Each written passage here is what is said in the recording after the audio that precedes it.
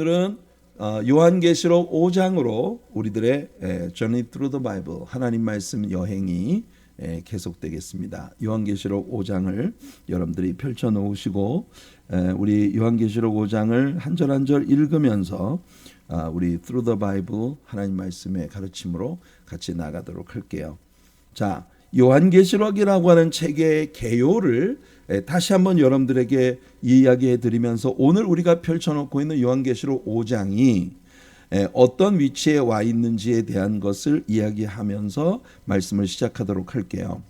요한계시록 1장에서 요한은 예수님의 명령을 받았습니다. 제가 이 정도 이야기를 했으면 아마도 여러분들이 이 이야기들은 다 외우고 계시지 않을까 생각이 됩니다.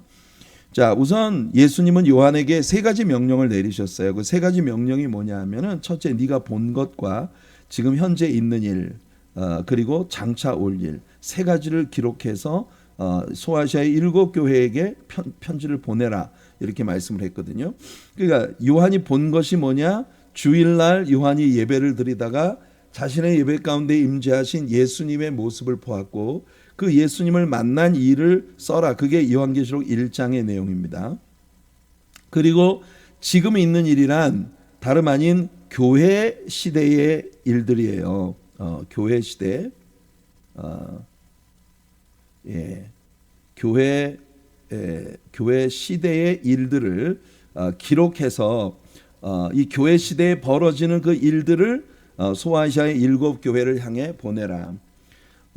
에베소 교회, 서머나 교회, 버가모 교회, 두아디라 교회, 사대 교회, 빌라델비아 교회, 라우디게아 교회 7개의 교회를 향해서 이 편지를 보내라. 당연히 동일한 시대의 7 교회가 가지고 있는 그런 개념들을 가진 교회들이 언제나 공존하고 있지만 특별히 이 7 교회는 교회사의 7 스테이지를 우리에게 보여주는 의미가 있다 했어요. 에베소 교회는 사도시대 교회, 서머나 교회는 로마의 황제들에 의해서 핍박받고 박해받던 캐라콤, 이 지하 묘지에서 은밀하게 그 예배를 드리며 신앙을 유지하던 그런 박해 시대의 교회를 보여주는 그림이고요. 버가모 교회는 콘스탄티노플 시대에 교회가 드디어 해방이 되고 지상으로 올라오게 되는 두아디라 교회는 그 교회에 권력이 주어지면서 교황들의 권세가 왕들 위에 군림을 하게 되며 정말 이 무한대의 권력을 가진 교회가 정말 그 진리의 문턱을 낮추고 모든 사람들이 그 시대의 지배계층에 있었던 로마의 모든 귀족들이 보편적으로 이 거리낌 없이 기독교 신앙을 받아들일 수 있도록 하기 위해 콘스탄틴 대제가 동방 종교의 여러 가지 전통들을 교회 안에 끌어들여서 이교적인 그런 사고방식과 교회의 어떤 예배 전통, 형식 이런 것들이 빌드업된 시대가 바로 두아디라 교회 시대입니다. 사대 교회는요, 두아디라 교회로부터 교회를 개혁하겠다 해서 종교 개혁 시대의 교회를 보여주는 그런 그림이었어요. 근데 불행히도 이 종교 개혁은 성공하지 못했습니다.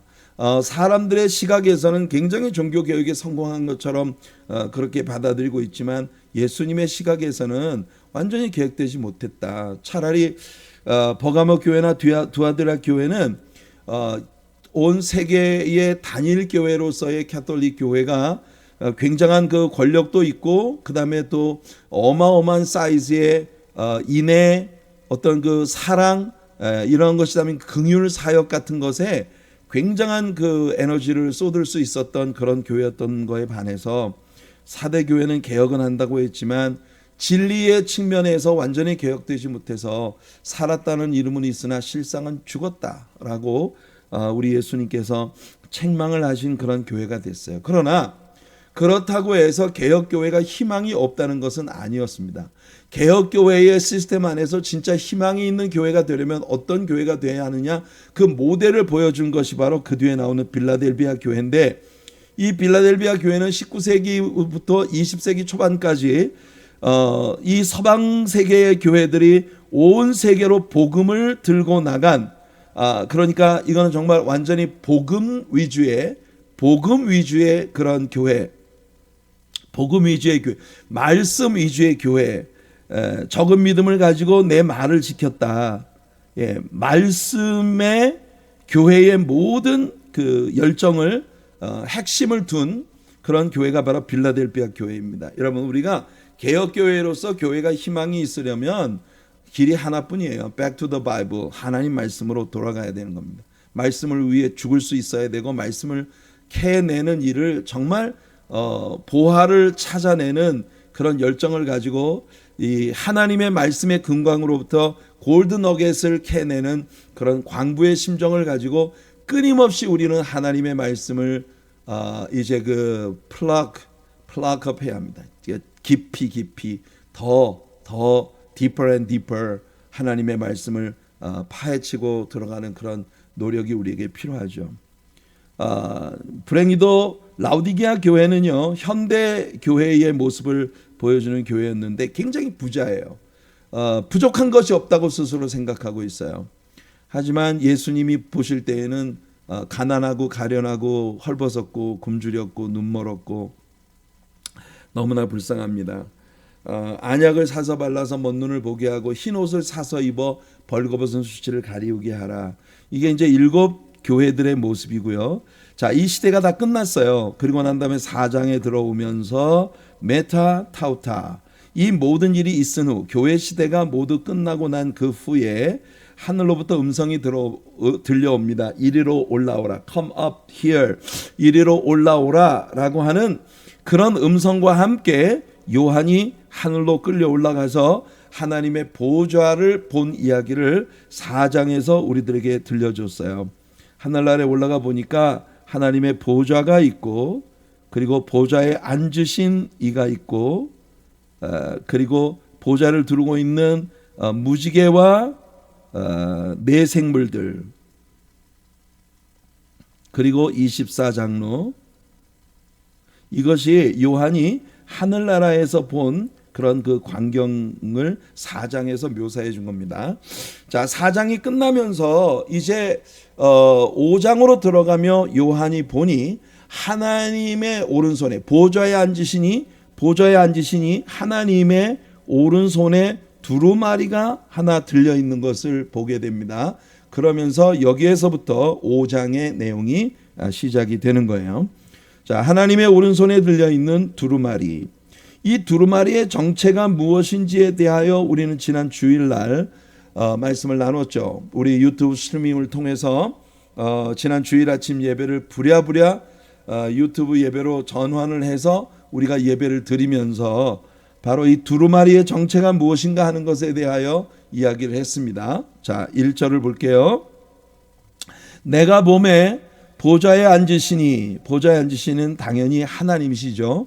하나님의 오른손에 두루마리가 있으니 안팎으로 썼고 7인으로 봉하였더라. 7인. 다시 7이라고 하는 숫자는 요한계시록의 코드로서 이제 complete 이 완전함이라는 그런 의미를 가지고 있어요.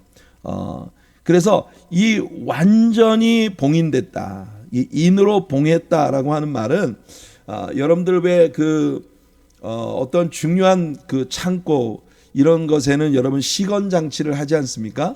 자물쇠로 완전히 잠그고 그리고 인을 붙여서 누구라도 이걸 뗀 흔적이 있는지 이런 걸 이제 살피는, 누구도 함부로 어떤 그 권력, 이 인을 해제시킬 수 있는 권세가 없이 누구라도 그 인을 떼어내면 이건 불법이에요. 그래서 그런 실링으로 인이 되어 있는, 완전히 봉합되어 있는 그런 두루마리가 하나님의 손에 들려 있는 것을 보았습니다. 그리고 2절로 가보면 또 봄에 힘 있는 천사가 큰 음성으로 외치기를, 누가 그 두루마리를 펴며 그 인을 떼기에 합당하냐. 누가 그 두루마리를 펼칠 수 있는 합당한 자가 누구냐? proper to open the seals and the scroll. 예, 그러니까 인을 떼고 두루마리를 펼치는 일에 합당한 자가 누구냐 하는 그런 음성이 들려왔어요. 그때 요한이 보니 하늘 위에나 땅 위에나 땅 아래에, 이 말은 하늘 위에 있는 존재들, 천사들의 세계나 또는 그 사람들이 죽어서 그 이제 낙원에 들어가 있는 사람들이나 또는 천국에 올라간 사람들이나 또는 땅 위에 현재 살고 있는 사람들이나 땅 아래에 이미 죽어서 무덤 속에 들어간 사람들이나 그 모든 사람들을 살펴보아도 그 두루마리를 펼치거나 보거나 할 이 worthy to open it, 이걸 펼칠 수 있는 거기에 합당한 권리를 가진 사람이, 권세를 가진 사람이 아무도 없더라는 겁니다. 누구도 찾을 수가 없어요. 왜냐하면 이건 어떤 인간도 이 봉인을 뗄 수 있는 권리가 없다는 거죠. 그 두루마리를 펴거나 보거나 하기에 합당한 자가 보이지 아니하기로 내가 크게 울었더니, 요한이 여러분이 두루마리의 인을 떼거나 두루마리를 펼칠 권세를 가진 존재가 아무도 존재하지 않는다는 사실을 발견했을 때 요한은 아주 서럽게 굉장히 슬프게 울고 있습니다. 요한은 왜 이렇게 이 두루마리가 무엇이기에 이 두루마리를 펼칠 수 없다는 것에 이렇게 통곡을 하고 있는가? 지난 주일 아침 예배 때 여러분 배운 거 기억나시죠? 이 두루마리는 일종의 땅 문서와 같은 거예요. 땅 문서, land registration. 예, land registration. 이 땅 문서입니다. 땅 문서. 그 말은 하나님께서 지으신 땅 문서, 하나님께서 지으신 모든 하나님의 피조물들이 다 하나님의 것이라고 하는 걸 담고 있는 그런 문서예요. 이 문서가 펼쳐져야 돼요. 왜 그러냐면 아담이 사탄에게 하나님께서 그에게 위탁하신, 하나님이 지으신 모든 피조물들을 정복하고 다스리고 그 모든 것들을 아울러서 하나님께 영광을 돌려드려야 할 인간에게 부여되어진 그 권리와 사명을 사탄에게 다 팔아버린 거예요. 하나님께 순종하지 않고 사탄에게 순종함으로써 선악과를, 하나님이 금지하신 선악과를 먹고 정면으로 하나님의 명령에 복종하지 않으므로 인간이 사탄에게 복종을 해서 사탄의 종이 되어버린 이런 상황이죠. 그래서 우리가 지난 주일 아침에도 얘기했습니다마는 예수님도 또 바울 사도도 예수님의 제자들도 지금 이 세상의 권리를 소유하고 있는, 권리를 주장할 수 있는 존재가 사탄이라고 하는 것, 마귀가 이 세상 임금이라는 것, 그걸 선언하고 있는 걸 우리가 보았습니다. 그런데 하나님께서 주신 구약 성경에서 이 모든 것이 실수나 나의 연약함 때문에 남의 소유로 매각이 되어졌을 때 그 매매를 취소시킬 수 있는 토지 무르기의 율법을 하나님이 주셨어요. 친족 구원 혹은 토지 무르기의 그 율법을 하나님께서 허락하셨어요. 그래서 기한이 되기 전에 이 토지 무르기에 성공한 누군가가 있으면 그러면 이 토지 문서는 다시 내게로 전환이 되어지는 거예요. 그런데 기한이 이를 때까지 누군가 이 토지 무르기에 대한 클레임을 할 수 있는 사람이 없으면 이 토지는 영원히 매입한 자의 것이 됩니다.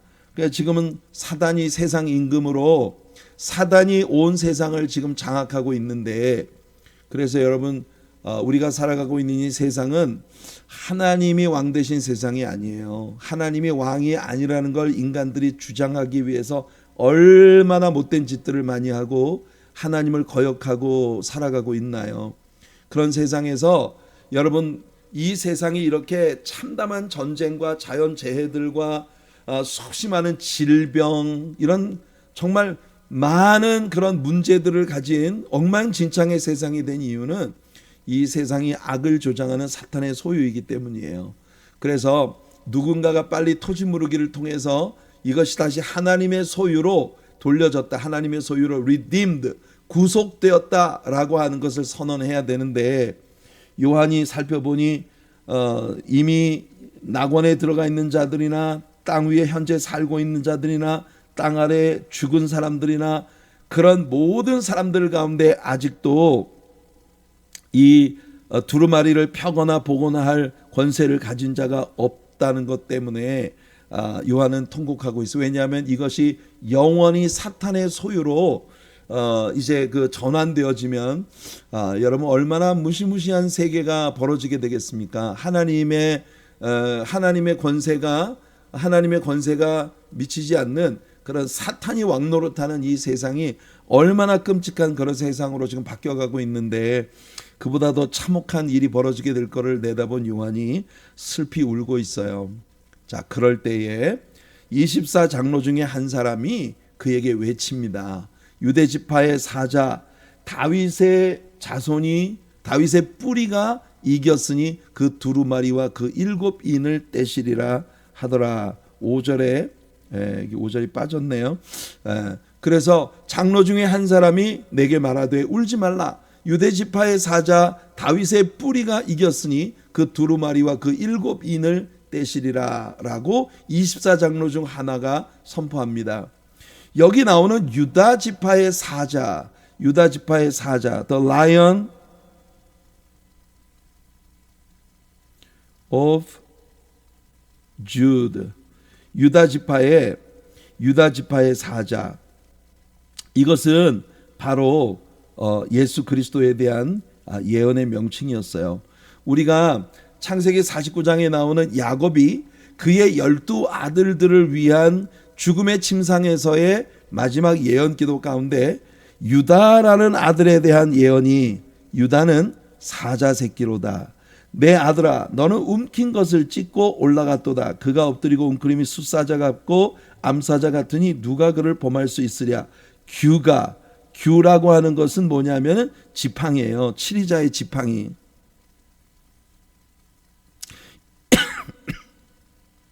통치자, 즉 왕의 권세를 의미하는 지팡이가 유다를 떠나지 아니할 것이다. 그러니까 유다 지파로부터 왕이 오실 것을 보여주는 겁니다. 그 통치자의 지팡이가 그 발 사이에서 떠나지 아니하기를, 유다의 발 사이에서 떠나지 않는다고 하는 건 대대로 유다 지파에서 하나님의 나라의 왕이 올 것이고, 실로가 오시기까지, 예수 그리스도가, 메시아가 오시기까지 유다 지파로부터 이 왕권이 떠나지 아니할 것을 이야기하고 있는 거예요. 그에게 모든 백성이 복종하리로다. 예수님이 오시고 그 예수님께 이 모든 존재들이 복종을 하게 된다는 것입니다. 다윗의 뿌리, 유다 지파의 사자라는 예언은 이와 같이 창세기 49장에서 야곱이 했고요. 다윗의 뿌리라고 하는 이 예언은 이사야 선지자의 예언으로부터 나왔습니다. 이사야 11장 1절을 보면 이새의 줄기에서 한 싹이 나며 그 뿌리에서 한 가지가 나서 결실할 것이요. 이새, 제시. 이 이새는 바로 다윗의 아버지입니다. 그죠? 그래서 이새의 줄기에서 한 싹이 나고 그 뿌리에서 한 가지가 난다. 다윗의 뿌리. 다윗의 뿌리로부터 한 가지가 나서 결실을 하게 될 것이다. 그러니까 이것은 다윗의 후손으로 이 땅에 오시는 예수 그리스도를 지칭하고 있는 거예요.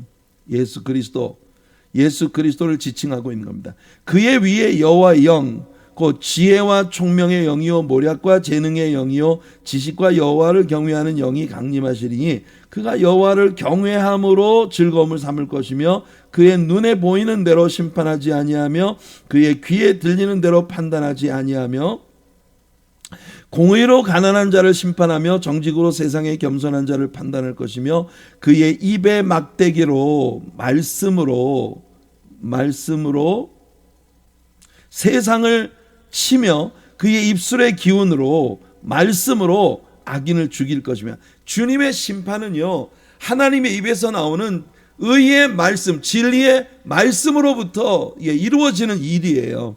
그래서 공의로 그의 허리띠를 삼으며 성실로 그의 몸에 띠를 삼으리라. 여러분, 그 이사야 선지자의 연속에 담긴 이런 용어들이 요즘 우리가 배우고 있는 시편 15편에서 다윗이 그의 시어로 사용하고 있는 그런 용어들입니다. 그러니까 예수 그리스도를 닮는 하나님의 자녀들이 되는 것, 이것이 우리 믿는 신자들에게 관건이에요. 예수님은 이새의 줄기에서 나오신 싹이고 다윗의 뿌리에서 나오신 가지입니다.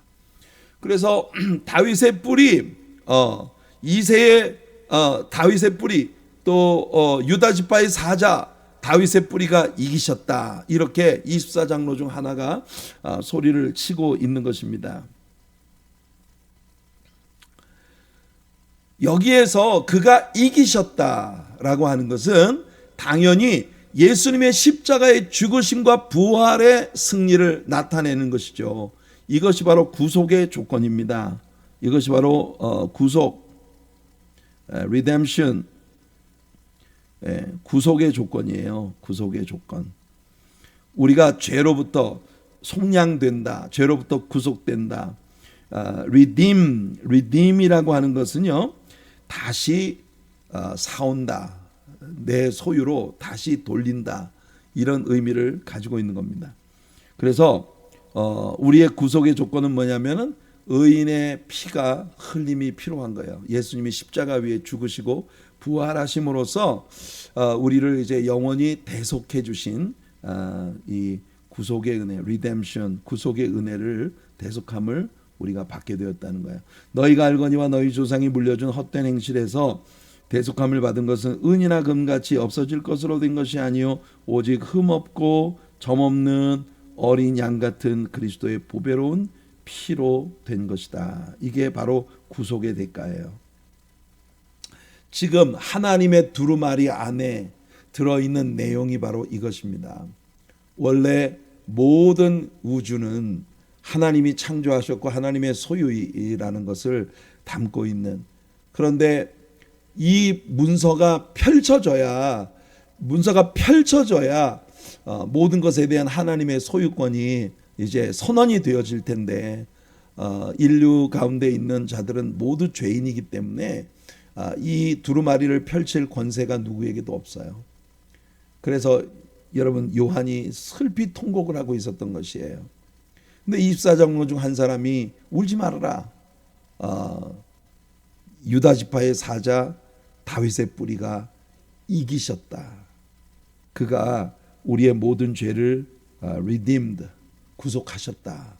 이렇게 선언한 겁니다. 그래서 24장로의 소리를 듣고 요한이 돌아보니 거기에 어린 양이 서 있었습니다.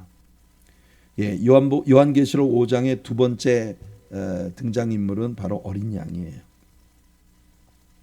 내가 또 보니 보좌와 내 생물과 장로들 사이에 한 어린 양이 서 있는데 일찍이 죽임을 당한 것 같더라. 일찍이 죽임을 당했다고 하는 것은 여러분, 기대보다 너무 급속히 그가 죽임을 당했다. 다니엘이 이 예수 그리스도의 출현에 대해서 예언을 할 때에 바로 왕이 오셨는데, 이게 그러니까 그 69일에 만에 왕이 오시는데, 왕이 오셔서 바로 즉시 끊쳐졌다. 그가 죽임을 당했다. 그가 처형을 당했다. 그러니까 왕이 69일에 만에 온 인류의 완전한 구속을 위해서 69일에 동안을 기다렸는데, 그 7일에와 62일에 모두 69일의 기간 동안을 인간이 기다렸는데, 그렇게 해서 오신 그 예수님이 너무나 허무하게 십자가에 못 박혀 죽으신 장면을 다니엘은 그렇게 예언했던 거예요. 그래서 일찍이 죽임을 당한 어린 양, 그에게는 7뿔과 뿔은 권세를 말하고 7은 완전함을 이야기합니다. 예수님께는 완전한 권세가 있고 완전한 눈이 있어요. 눈이라고 하는 건 뭡니까? 모든 것을 들여다보는 wisdom 또는 knowledge, wisdom 혹은 knowledge. 그러니까 예수님은요 완전한 권세를 가지신 분이고 완전한 지식과 지혜를 가지신 분이에요. 이 눈들은 온 땅에 보내심을 받은 하나님의 7영이더라. 7영이란 완전하신 성령님을 말하는 겁니다. 완전하신 성령님. 이 성령님의 권세. 여러분 우리가 아까 제가 읽어드렸던 이사야서 11장에 나오는 예언 속에서 하나님의 영 그리고 또 하나님의 영이라고 이야기를 했고요. 그 다음에 지식과 지혜와 총명의 영, 모략과 재능의 영, 지식과 여호와를 경외하는 영, 이렇게 해서 7개의 이름으로 성령님이 소개가 되고 있는 걸 우리가 이사야서 11장에서 아까 읽어드렸잖아요.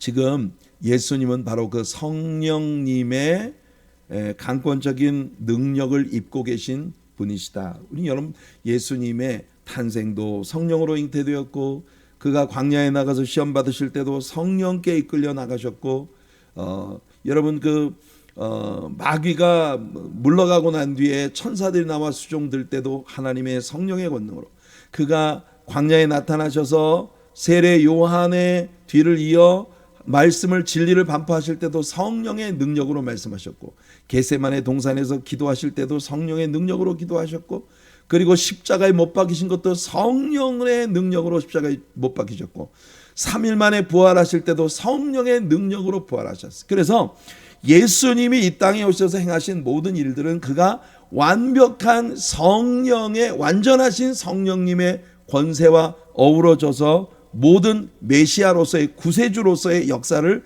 행하셨다고 하는 걸 우리들에게 보여주는 겁니다. 여러분들이 이사야 53장을 보면 이사야는 우리 주님의 모습이 그렇게 아름다운 풍채나 고운 모양을 갖고 있지 않으셨다고 말합니다. 그는 사람들에게 싫어 버림받았고 고개를 돌리고 보지 않음을 받은 바 되셨다고 말합니다. 참혹하게 십자가에서 상하신 예수님의 모습에 대한 묘사가 아닐까 그런 생각을 합니다. 예수님의 이 참혹한 모습은 바로 우리들의 죄와 사망을 짊어지신 결과인 거예요. 자, 이사야의 예언을 직접 읽어드리죠. 그는 주 앞에서 자라나기를 연한 순 같고 마른 땅에서 나온 뿌리 같아서 고운 모양도 없고 풍채도 없은즉 우리가 보기에 흠모할 만한 아름다운 것이 없도다. 어쩌면 여러분 예수님께서 십자가에 못 박혀 죽으시고 난 후에 부활하신 후에도 여전히 사람들이 예수님을 알아보지 못했던 이유가 바로 이런 이유가 아니었을까 생각이 돼요. 그는 멸시를 받아 사람들에게 버림받았고 간고를 많이 겪었고 질고를 아는 자라. 마치 사람들이 그에게서 얼굴을 가리는 것 같이 멸시를 당하였고 얼굴을 가리는 것 같이 멸시를 당했다고 하는 말은 현실적으로 사람들이 얼굴에 보자기를 씌워놓고 사방에서 주먹을 날리며 네가 예언자라면 누가 너를 때렸는지 알아맞혀보라. 이 참혹한 정말 모욕적인 그런 일들로 예수님께 박해를 드렸던 그런 역사를 우리가 성경에서 보지 않습니까? 그 모든 사람들이 예수님을 귀히 여기지 않았어요. 뿐만 아니라 우리도 여기서 이사야가 말하고 있는 우리도라고 하는 것은 아마도 유대인들을 말하는 것이 아닐까 생각이 됩니다. 왜냐하면 우리 크리스천들은 예수님을 정말 귀히 여길 수밖에 없죠. 예수 그리스도의 능력으로 우리가 구속되었다는 걸 우리가 인지하고 있기 때문에. 그러나 이스라엘 사람들은 몰랐어요. 메시아가 처음 오셨을 때. 그래서 그는 실로 우리의 질고를 지고 우리의 슬픔을 당하였거늘 우리는 생각하기를 그는 징벌을 받아 하나님께 맞으며 고난을 당한다 하였노라. 그러니까 예수님을 십자가에 못 박으면서 유대인 종교 지도자들은요 아주 참남한 말들을 하며 예수님을 모욕했습니다. 예수님이 엘리 엘리 라마 사박다니라고 외치자 나도라 엘리야가 내려와서 저 사람을 구해주나 보자. 조롱을 하고 있는, 하나님이 저 사람을 구해주나 보자 조롱을 하고 있는 그런 사람들의 모습을 보았습니다. 예수님은 사람들에게 완전히 미움을 받는 그런 존재로 오셔서 이 땅에 오셔서 사역을 하시는 동안 완전히 미움을 받는 그런 존재였어요. 그가 찔림은 우리의 허물 때문이요 그가 상함은 우리의 죄악 때문이라. 그가 징계를 받음으로 우리는 평화를 누리고 그가 채찍에 맞음으로 우리는 나음을 받았도다. 모든 것, 그가 십자가 위에서 당하신 모든 고난이 다 의미가 있어요. 이 예수님 받으신 고난의 한 조각 한 조각이 다 우리를 구속하신 주님의 사랑이었던 거예요. 엠마오로 내려가던 두 제자가 예수님을 알아보지 못했다는 건 정말 매우 흥미로운 일입니다. 그렇죠? 무엇보다도 막달라 마리아가 예수님을 처음 배웠을 때 그가 동산지기인 줄 알았다고 하는 것이 복음서에 나타난 것을 보면, 막달라 마리아는 예수님을 정말 너무나 사랑하는 여인이었거든요. 몰라봤어요. 도마 역시도 예수님의 몸에 여전히 남아있는 못자국과 창자국을 만져본 후에야 나의 주 나의 하나님이시니이다 이렇게 고백을 했거든요. 놀라운 사실은 스가랴 선지자가 예수님께서 이 땅에 재림하시는 날 이스라엘 백성들이 그의 팔에 있는 상처를 보고 아파하면서 그에게 이 질문을 할 것이라고 예언을 했어요. 스가랴 13장 6절을 보면 어떤 사람이 그에게 묻기를 내 두 팔 사이에 있는 상처는 어찌 됨이냐. 예수님의 이 손에 박힌 못자국을 보고 사람들이 예수님께 질문해요. 당신의 그 손에 있는 그 상처는 무엇 때문입니까? 어찌 된 겁니까? 그가 대답하기를 이는 나의 친구의 집에서 받은 상처라 하리라. 예수님께서 재림을 하시는 때에도 여전히 그의 팔에는 이 상처가 남아 있을 것이라는 이 이야기가 사실 저는요 너무 충격이에요. 도대체 예수님의 몸에 있는 그 모든 상처와 고난의 십자가의 흔적들은 언제 지워지는 것일까요? 저는 이 장면을 생각만 해도 정말 눈물이 납니다. 왜냐하면 있잖아요, 내가 젊었었던 날 꽤 괜찮은 모습이었었거든요. 나이를 먹어가면서 모든 게 다 망가져요. 모든 게 다 망가져요. 그런데 있잖아요, 내가 우리 주님 앞에 서는 날 있죠. 나는 완전한 모습으로 변모되어서 주님 앞에 서게 된다니까요.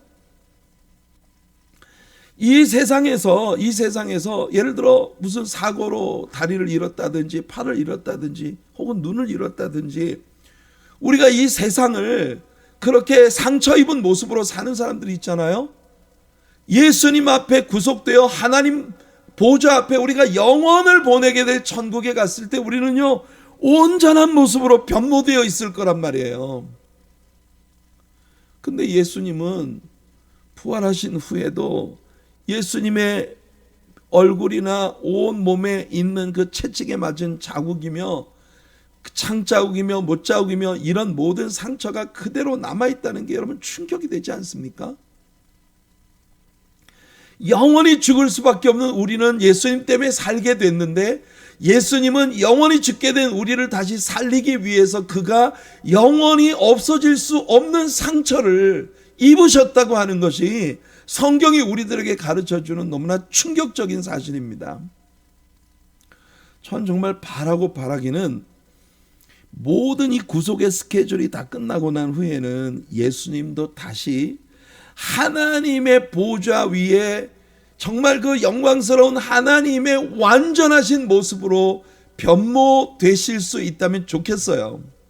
근데 성경에 어디에서도 우리에게 이 같은 약속은 들려준 것이 없습니다. 문자적으로.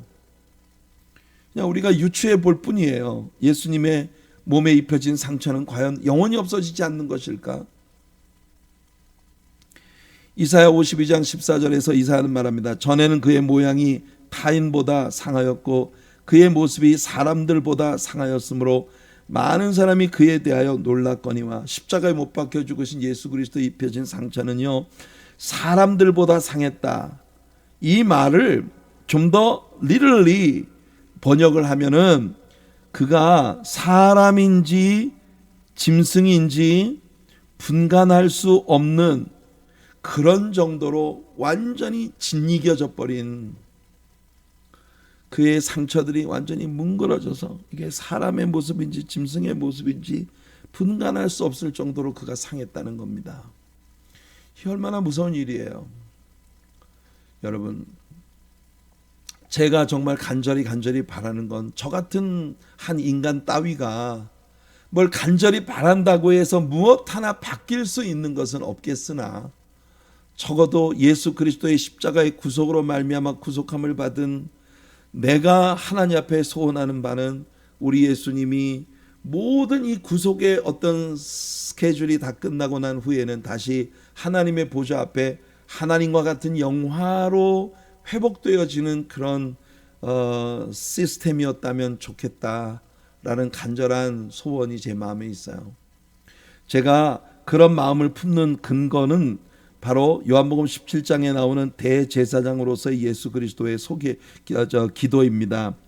요한복음 13장으로부터 16장까지 예수님의 the upper room discourse, upper room discourse,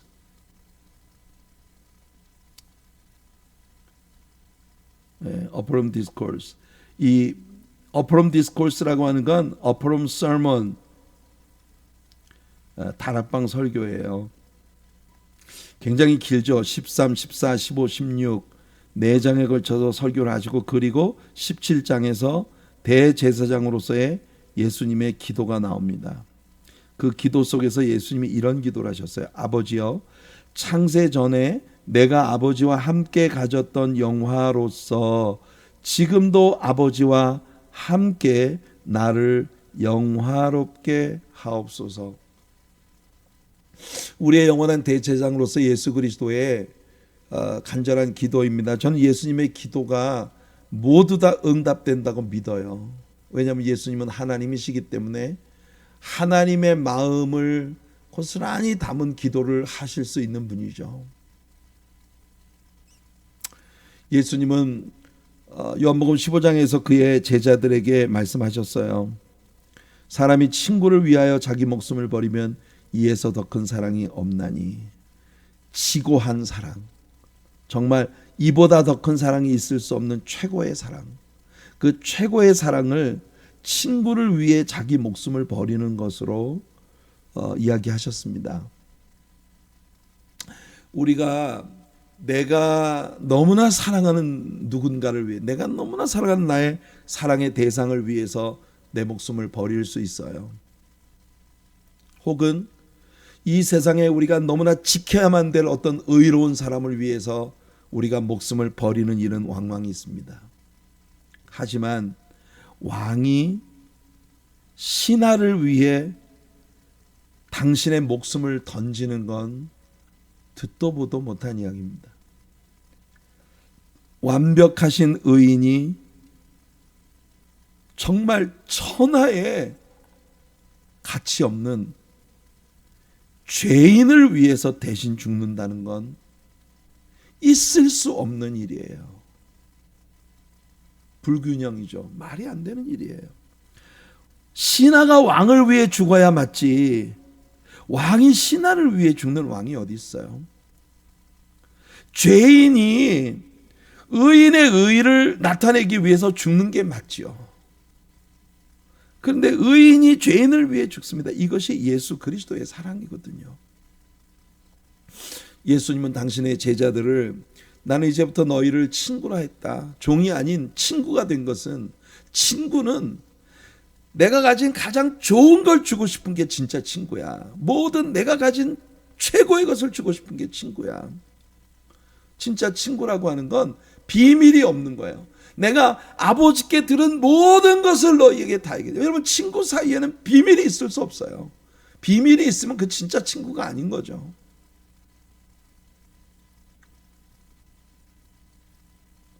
예수님은 제자들을 친구라고 부르시기 위해, 제자들을 위해 십자가에 죽으셨어요. 그래서 요한은 여기에서 유다 지파의 사자로서의 예수님이 아닌 죽임당한 어린 양으로서의 예수님을 지금 보고 있는 거예요. 그리고 여기 예수님의 모습에는 아까도 말한 것처럼 7뿔과 7눈이 있습니다. 완벽한 권세, 완전한 지혜와 지식. 예수님은 전지전능하신 하나님이시라는 걸 요한이 본 이 그림들이 우리들에게 소개해주고 있다는 겁니다. 자, 이제 그 어린 양에 대한 설명이 끝나고, 요한이 본 어린 양에 대한 설명이 끝나고, 다음 장면은 그 어린 양이 보좌 앞으로 나아가 보좌에 앉으신 이의 오른손으로부터 그 두루마리를 넘겨받는 장면입니다. 정말 스릴 넘치는 그런 장면이죠. 어린 양이 보좌에 앉으신 이의 손으로부터 두루마리를 드디어 넘겨받으십니다. 그 어린 양이 나와서 보좌에 앉으신 이의 오른손에서 두루마리를 취하시니라. 여러분, 드라마틱한 순간이에요. 이 역사의 모든 주장이 예수님께로 넘겨지는 겁니다. 이 인류 역사에 관련되어진 모든 권세가 담긴 문서가 드디어 예수님의 손으로 넘겨진 거예요. 여러분, 이 순간에 당연히 찬양이 burst out 되어야 되지 않겠어요? 이 순간에 바로 예배가, 찬양이 하나님께 모든 존귀와 영광과 권세를 올려드리는 그런 모든 구속받은 하나님의 백성들의 찬양이 터져 나와야 될 순간이 아니겠습니까? 예수님께서 십자가에 못 박히시기 위해 예루살렘에 들어오실 때 종교 지도자들이 예수님을 조롱했어요. 저 어린아이들, 철딱선이 없는 어린애들이 하는 소리가 안 들리느냐? 이 사람들의 찬양을 좀 잠잠하게 해라. 그때 예수님께서 말씀하셨습니다. 이 사람들이 잠잠하면 돌들이 일어나서 소리를 지를 것이다. 저는 예수님의 이 말씀이 정말 너무나 기가 막혀요. 너희들이 잠잠하면 돌들이 일어나서 소리를 지를 거예요. 왜냐하면요, 예수님의 십자가의 광경이야말로 모든 인류가 하나님 앞에 엄청난 찬양과 감사와 존귀와 영광과 모든 인간이 할 수 있는 최고의 영광을 다 폭발시켜야 할 그런 순간이거든요. 왜냐하면 하나님이신 예수 그리스도가 이 땅에 어린 양으로 오셔서 십자가에 못 박혀 죽으심으로 구속의 대가를 지불하시고 우리를 구속하시는 순간이에요. 그러니 여러분, 그로부터 구속함을 받은 모든 자들이 그 앞에 막 찬양과 영광을 올려야 할 그런 순간인데, 정작 그 순간에 모든 인류가 잠잠하고 아무도 십자가에 못 박혀 죽으시는 예수님을 위해 아무도 찬양을 하지 않았어요. 그때 예수님이 말씀하신 것처럼 지진이 일어났습니다. 바위들이 터져 나갔다고 했어요. 바위들이 터져 나갔다고 했어요. 저는요, 그 순간 인간의 찬양이 죽은 듯이 고요해진 그 순간 정말 답답한 가슴을 가진 바위들이 터져 나가며 하나님을 찬양했다고 생각합니다. 예수님이 선언하셨어요. 이 사람들이 잠잠하면 돌들이라도 일어나서 소리를 지를 것이다. 성도 여러분, 우리가 지금 매번 예배를 드릴 때마다 하나님께 올려드리는 찬양은 이런 의미를 가지고 있는 겁니다. 이런 의미를 가지고 있는 거예요. 예수님이 날 위해 행하신 그 아름다운 일들을 생각만 해도 내 모든 전심을 다해서 하나님을 찬양하고 내 모든 삶의 아름다운 것들을 다 폭발시켜 버릴 수밖에 없는, 우리가 진짜 그 알라바스터, 예수님께 죄 용서함을 받은 여인이 그 옥합을 깨뜨려서 예수님 발에 붓고 끊임없이 입 맞추며 그 머리카락으로 예수님 발을 씻는 것, 이것이 여러분 우리 성도들이 하나님께 드리는 예배의 행위여야 하는 거예요. 그게 우리의 예배예요. 왜 예배 때마다 우리가 그렇게 열정을 다 쏟아붓는 진정한 예배를 드려야 한다고 제가 아우성을 치는지 아시겠어요? 그 모든 예배의 순간들마다 우리의 내면에 잠재되어 있는, 내재되어 있는 모든 것들이 다 폭발적으로 우리가 정말 향유 옥합을 주님 앞에 깨뜨리는 심정으로 우리의 모든 자아의 가장 아름다운 것들을 주님께 쏟아붓는, 그것이 우리들의 예배가 되어야 되는 거예요. 자, 보좌에 앉으신 이의 손으로부터 예수님이 두루마리를 넘겨받으셨습니다. 그 두루마리를 취하시는 그 순간 네 생물과 24장로들이, 여러분 네 생물이란 그룹 체루빔, 이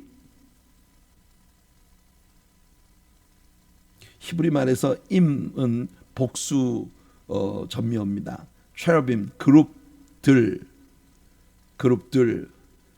천사들과 24장로들은요 교회를 대표하는 존재들이에요. 24장로들은 교회예요. 교회와 천사들이 소리를 높여서 찬양을 해요. 그 어린 양 앞에 엎드려 각각 검은고와 향이 가득한 금 대접을 가졌으니 이 향은 성도의 기도드리라. 보세요. 제가 여러분들에게 설명해드린 그 얘기가 여기 나오지 않습니까? 여러분들의 예배는 있잖아요. 정말 캐주얼한 마음으로 그냥 여러분들의 리저의 삶 가운데 하나처럼 그렇게 하는 것이어서는 안 됩니다. 우리는 하나님 앞에요, 내가 가지고 있는 최고의 향유 옥합을 터뜨리는 그런 것이 우리들의 예배가 되어야 합니다. 성도들의 기도는 언제나 아름다운 향기로 묘사가 되죠. 기도와 찬양, 이것이 우리들로부터 항상 예수님과 하나님께로 올려져야 할 것입니다. 예수님은 우리가 기도할 때마다 주님의 나라가 임하도록 기도하라 하셨어요. 여러분, 이것이 반드시 응답될 기도입니다.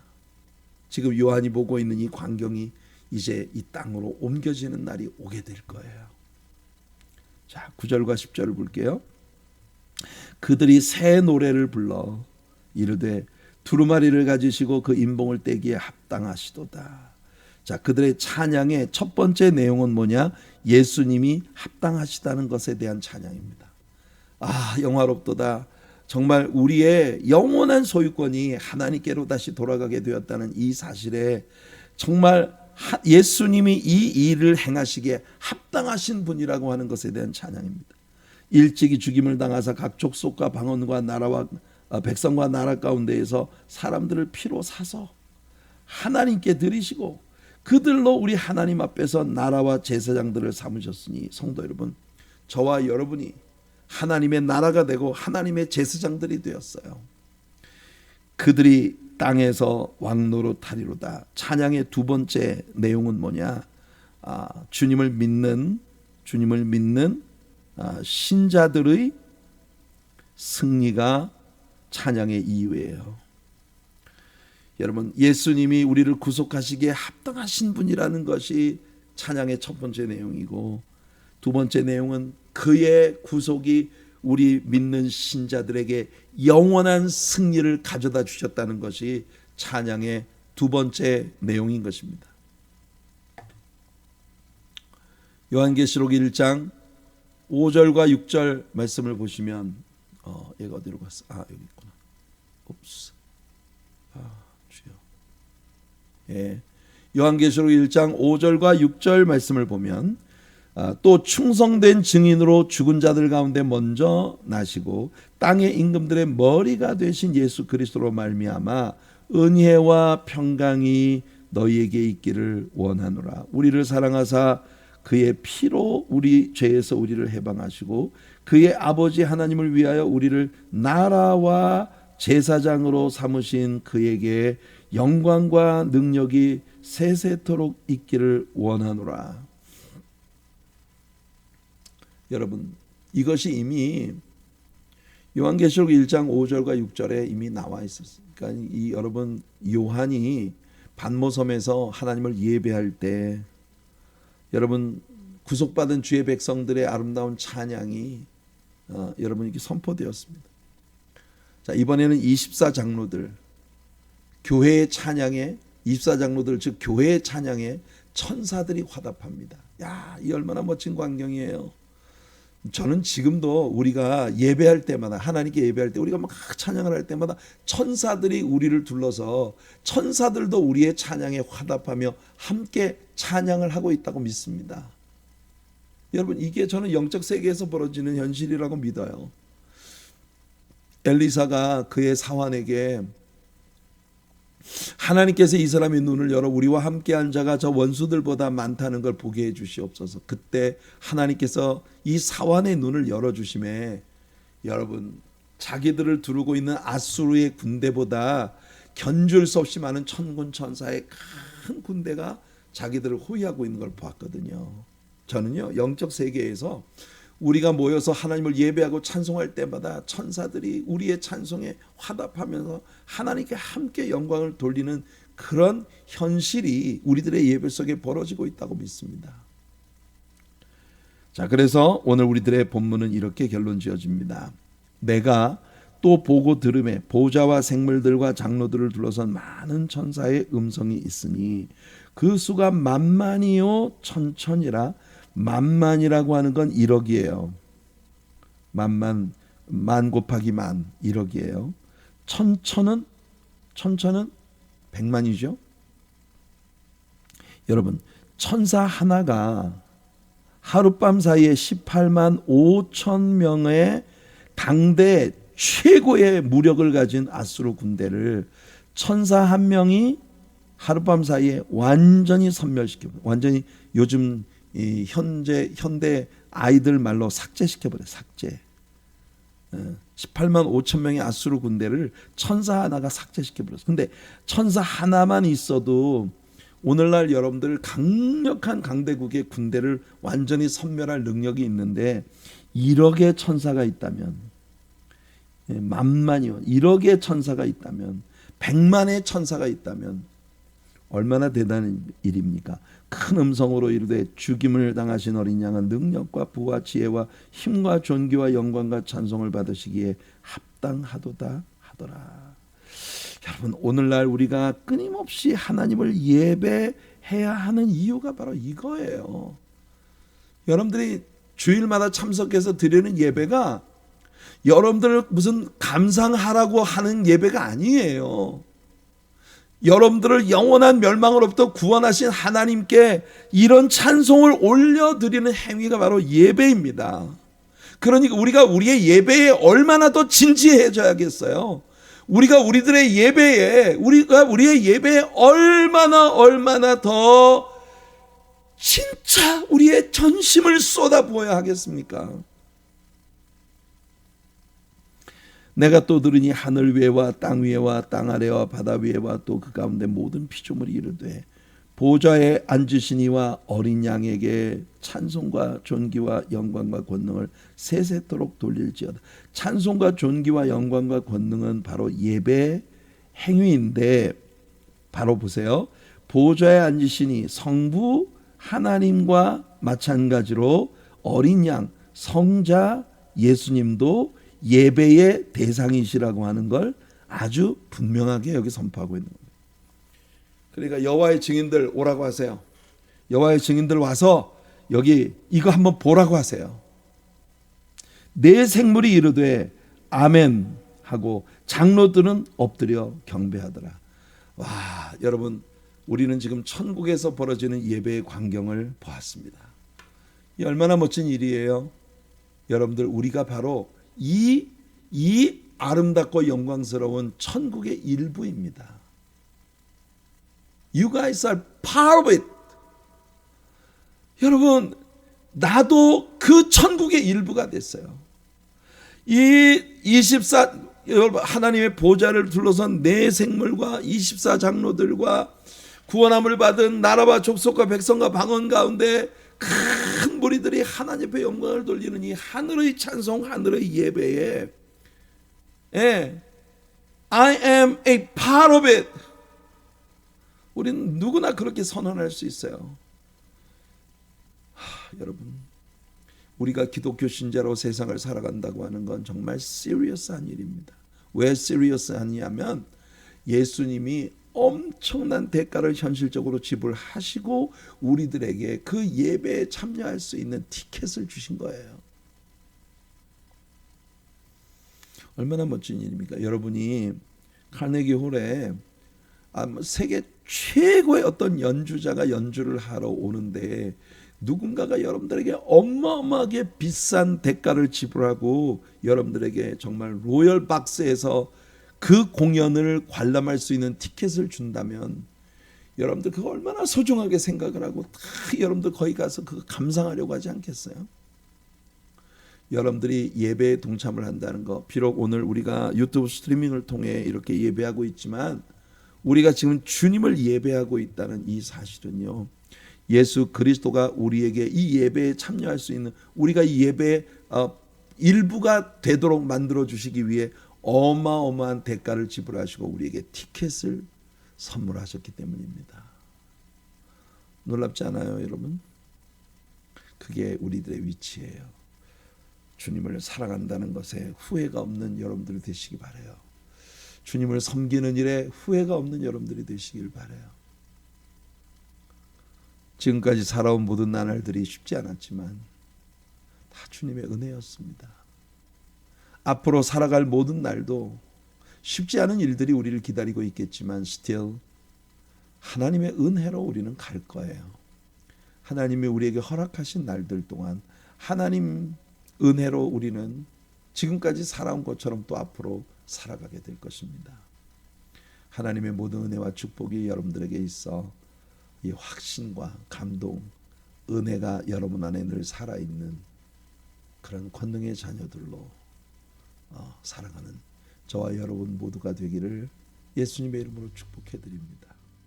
제가 기도하고 오늘 예배를 마치겠습니다.